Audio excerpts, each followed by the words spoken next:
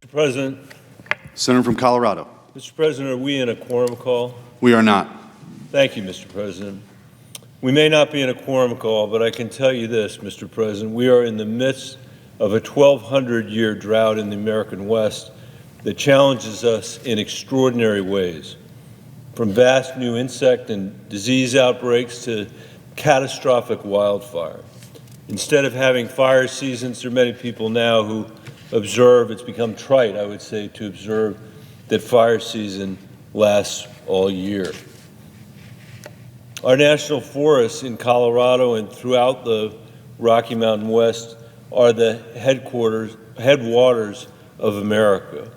In those forests is the origin of the streams and rivers that flow to the rest of the western United States.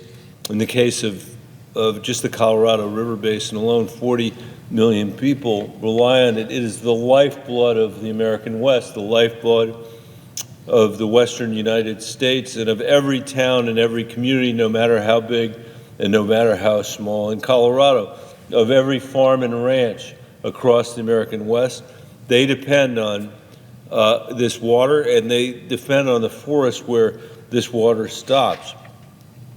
That's a critical aspect of this. I think that everybody who's downstream from us needs to care about the health of our forests. And also our public lands, Mr. President. As many people know, since COVID ripped through the United States of America, our public lands became a place for the American people to find refuge, American people to be able to get away from each other, for families to have the time to also be together on America's public lands. And as many people now say, our public lands are being loved to death. We've had Americans from all over the world come and discover the public lands in Colorado and throughout the West. But it's created new pressures on our communities, new pressures on the lands themselves, and also on the communities that are surrounding them. And now when we find ourselves in a place where we are facing these challenges, and where we've done a little bit of work just over the last few years because of the money we were able to get into the bipartisan infrastructure bill, it's not the forest that we're thinning, it's the Forest Service staff that has been clear-cut by what the Trump administration is doing and has proposed to do. Even before the Trump administration began their across-the-board cuts on the Forest Service, we had 30%, the Forest Service had 30% less workforce than it had 30 years ago. Think about that. While the stresses and strains have grown, while the effect of that 1,200-year drought and climate change has grown, now we find ourselves in a place where the Forest Service is getting whacked by the administration. Last year, even before the Trump administration came back to town, I met with Forest Service employees in Colorado, actually not just Forest Service, but the other Western Plans agency, the Western public lands agencies from the western slope of Colorado to the eastern plains of our state, who told me that they can't hire anybody to work for these agencies because federal pay has not kept up with the cost of housing. These used to, Mr. President, these were the best jobs in our communities years ago. You could live on one person's salary, you could have a household, you could raise kids in a community. You never had to leave the community you grew up in because if you had one of these jobs. Today, nobody can afford housing in Colorado. That's a huge problem for America, not just for my state, but it's certainly true of the public employees in the Forest Service.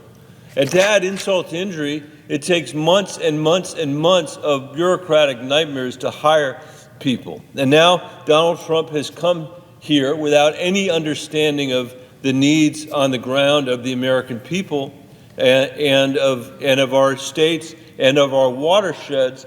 And he has decided to impose across-the-board cuts that I suppose he's going to use in the end to try to justify the $4.6 trillion in tax cuts for the wealthiest Americans. You heard that right, at a time when we have had the worst income inequality that we've had since the 1920s. Donald Trump wants to extend his tax cut for the wealthiest while he's doing things like cutting the Forest Service across the board. Mr. President, 45% of the benefit of that bill goes to the top 5% of America. I never understood the priority the last time that he cut taxes for the wealthiest people and claimed it was a middle-class tax cut, but I especially don't understand it when he is slashing the Forest Service. This isn't about the Forest Service employees, although I think they should be treated better. It's about the people that they serve. They are public servants that are doing the work we need them to do in our forests, and it's already challenging enough to do it without these cuts. To level an across-the-board cut, terminating 3,400 employees, including at least 90 in Colorado, is the wrong thing to do. These unfounded layoffs are just the latest offense to an agency that's already struggling to keep up with the demands of the American people and the realities on the ground. In the last few days, my office has heard from a number of Forest Service employees who were fired last week, Mr. President. We heard from a Forest Service program manager whose first Forest Service job was as a wildland firefighter at just 19 years old. That is a very, very common way for people to come into the Forest Service. And she recently returned to the Forest Service to manage high-priority recreation and restoration projects for one of the busiest national forests in the United States and help the management plan process for the Camp Hale National Monument, which honors our World War II veterans. I've also heard from a 40-year career civil servant who has worked for multiple agencies in rural Colorado, including over 25 years in the Forest Service. As a result of her vast experience and years of service, she was recently promoted, which put her in probationary status, not because she was a new employee, but because she was, with all of her vast experience, she had been elevated. She had been promoted, but she was nevertheless a probationary employee because of the way the bureaucracy works. Over the weekend, she was let go. And she worries that she'll never have her well-earned position. These people have done absolutely nothing wrong. We heard from a lifelong Coloradan who is a national leader for forest conservation and deeply respected in their community. This person moved across the state for a position with the Forest Service. Their work informed local efforts to reduce wildfire risk and restore forest health, creating a safer landscape for wildland firefighters to work in when a fire does break out, which, by the way, is almost all the time these days, Mr. President.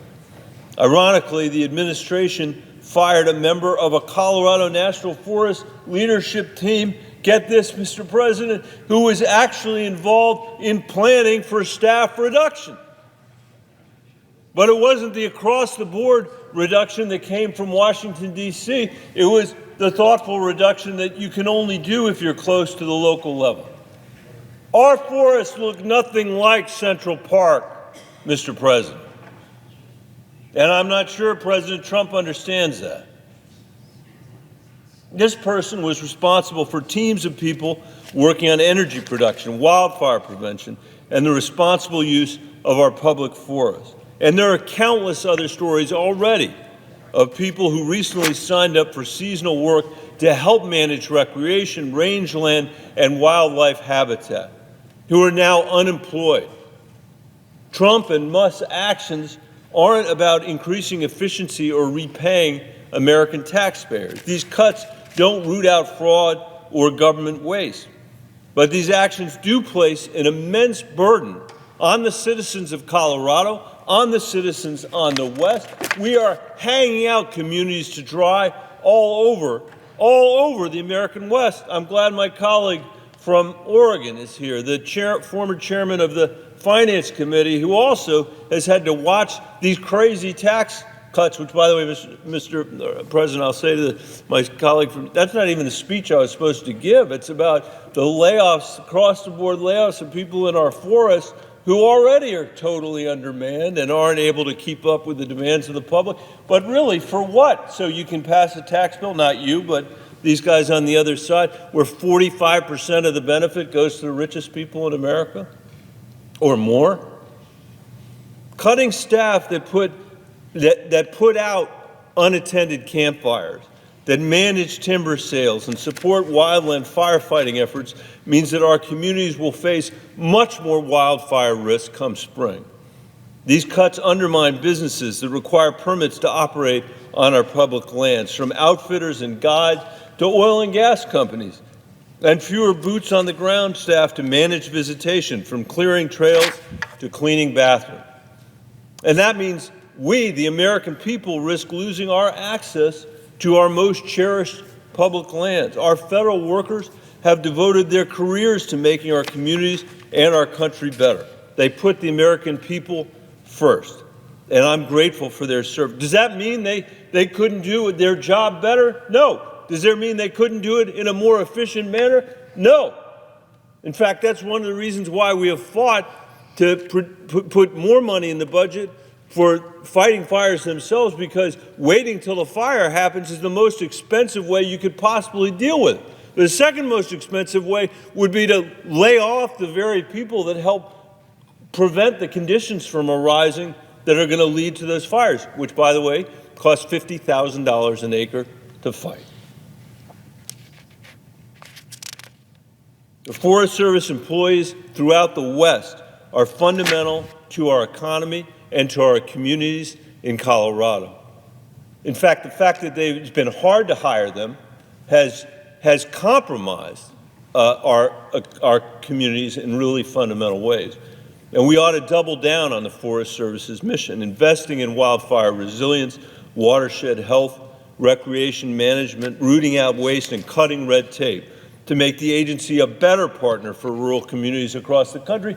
That's what we'd be doing. Instead, President Trump and Musk's actions to eviscerate the federal workforce take a torch to that approach and tear at the fabric of our communities. It's an insult to Colorado and all America. There is no reason they should do it, and they should rescind these cuts. With that, Mr. President, I thank my colleagues for their indulgence, and I yield the floor.